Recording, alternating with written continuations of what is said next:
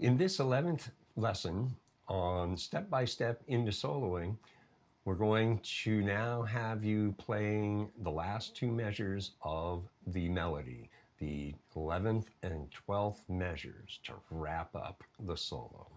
All right, let's keep going. Now, at the beginning of this measure, 11, you'll notice there's a swoopy line coming into the note and even in the tablature here at the 7th fret on the 4th string.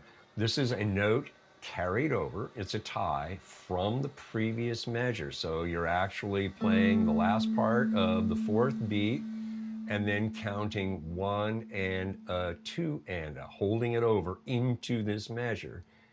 All right, so it would be from the previous measure. Now you go 1 and 2 and Now, the third beat, you'll see we have a squiggly vertical line with an arrowhead on it. That is a rake. That is the symbol for a rake. And a rake is basically a slow strum, as it were. So you'd start just prior to the third beat and go 3. And you want to be on that by 3. 3. Okay, so we go 3 and 4 and right? So again, 3 and 4 and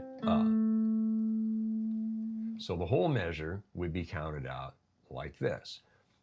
Bring this in from the previous measure, 1 and 2 and 3 and 4 and Okay, so pause the video, rewind, and watch the demonstration again if you need to. Count along, pause the video, play through that 11th measure.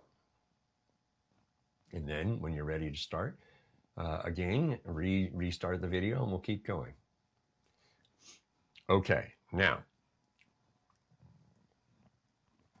the next measure, the 12th measure, has you playing the 7th fret of the 5th string with your 2nd finger. Okay, so you'll start 1 and 2 and 3 and 4 and Pretty straightforward. Here we go. Here we go. 1 and 2 and 3 and 4 and Pause the video. Rewind if you need to watch it. And then when you're ready, just practice it. And then when you're ready, restart the video and we'll put both measures together. Okay, so again, carrying over from the 4th measure, this note will be held, from the 10th measure and the 4th beat. So we're carrying this over and then going 1 and 2 and 3 and 4 and 1 and 2 and 3 and 4 and We'll do it again. Carrying from the 4th beat of the 10th measure to 1 and 2 and 3 and 4 and 1 and 2 and 3 and 4 and Okay. Pause the video, play through this. Rewind if you need to watch the demonstration, count with it, then pause, play through this, count it out, smooth it out. When you're ready to continue, we'll keep going. Okay, why the 2nd finger in that 12th measure, in that last measure? Well, what we've got going on here is you got your 3rd finger right here. Now you can hop over like this and do it like this.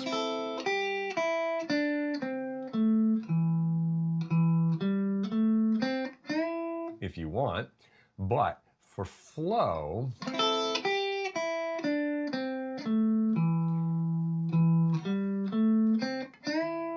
You'll notice how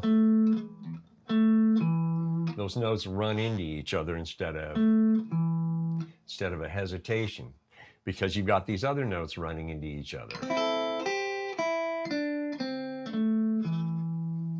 You hear how that sounds. So occasionally we alter the fingering for the sake of flow and continuity. All right? Now, at the end of the second measure there, the 12th measure, you're bending that and holding it for 2 beats. Now, a modification or a variation of that, what you can do is this. You can go, I'll just start on that measure. 1 and 2 and 3 and 4 and up. You can actually do that routine 3 and 4 and up. So you're only hitting the string on 3 and then dipping and bending it again, maintaining pressure the whole time so that the note doesn't get choked off, and rebending the string like that. And that's just a little extra, feel or whatever you want to call it that we put into the whole thing. All right, so pause the video, rewind if you need to, and practice a little bit of that, get a sense of that. And then when you're ready to continue, what we're going to do is we're going to play through the whole 12 bars now, and I want you to follow along on the written material that you have as we play through it with the backing track. Now we're going to play it at 60 beats a minute, which is full speed. And you'll see it's not really all that fast. Okay, so we'll get set up here, and when you're ready to continue, restart the video.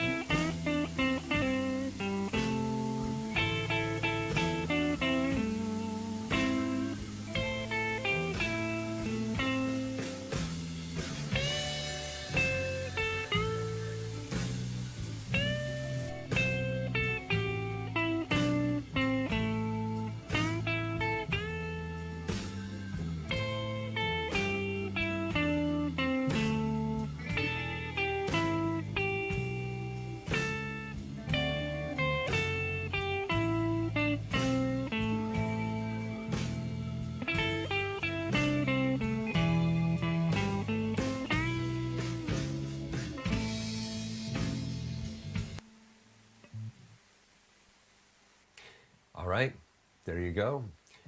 That's the solo over the backing track at 60 beats a minute. We also have available for you a 50 beat per minute version. It's a little bit slower, so that you get to play with the backing track sooner. Then we also have a slightly faster backing track at 75 beats a minute. This gives you a little bit more up-tempo sounding solo when you play the solo over the top of that one. All right, so you play through this.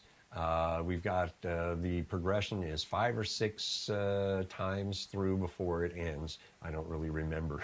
I just did it for a few minutes so that you could play over and over and over and get the solo down really well. Okay?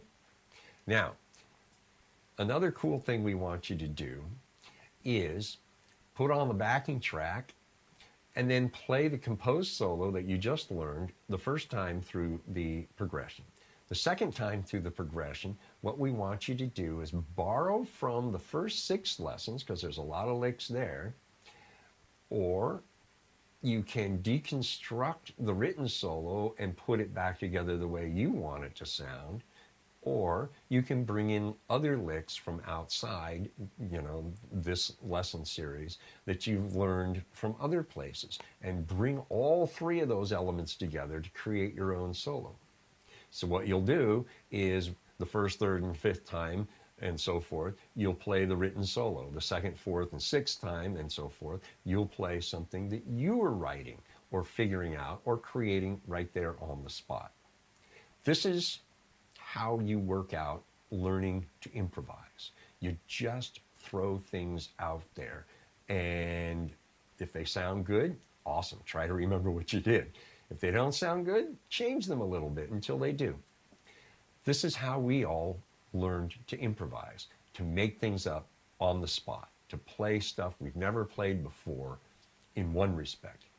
But in point of fact, we're not playing stuff we've never played before. What we're doing is putting licks together in an order we may not have ever put them before.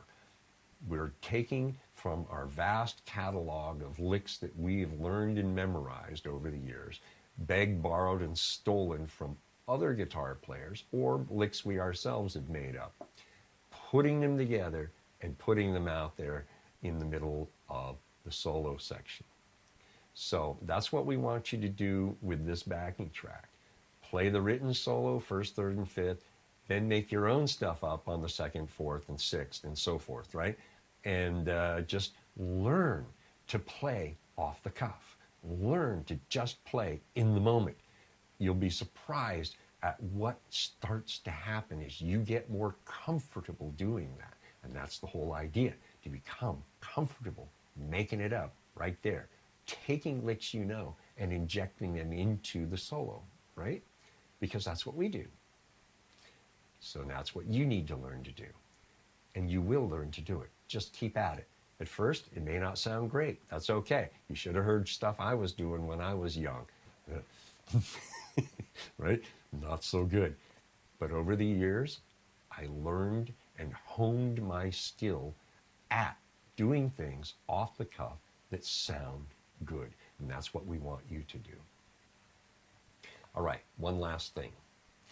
If you've begun learning some of the modes lessons that we have, you'll notice that we stop you at lesson 8 and tell you to come here to the step-by-step series if you haven't learned to solo yet, because you need the stuff contained here in the step-by-step series in order to proceed past lesson 8 in the modes and scales series that we have. So now you can go to the modes and the scales. If you haven't started them, start from the beginning and learn them, and then you'll be able to proceed forward through all the parts beyond part 8. From part 9 forward, they are all melodies, and they're helping you learn to play within that scale and also giving you licks to learn to play. So you'll be able to beg, borrow, and steal from the stuff that you're learning in the modes and scale lessons as well. Okay? There you go. Thank you again. It's been a pleasure presenting these things to you. And we'll see you in some of the other lessons we got going on, all right? Okay, take care. Hi, thanks for watching. Here at Outsmart Your Guitar, we are dedicated to helping you learn, play, and grow into becoming the guitar player you desire to be. So, that subscribe button, press it and subscribe. The notification bell, press that and you'll be notified when new videos are posted. The Patreon button, that'll take you over to Outsmart Your Guitar Patreon, and you can see what we got going on there, and then subscribe and become a patron. If you don't see any of that on the screen, well, down below the video, there's the big red subscribe button on the right, and then in the description, there is a link that'll take you to Patreon, Outsmart Your Guitar, and you can check it out that way. Okay, there you go. Thanks for your time. We'll see you next time.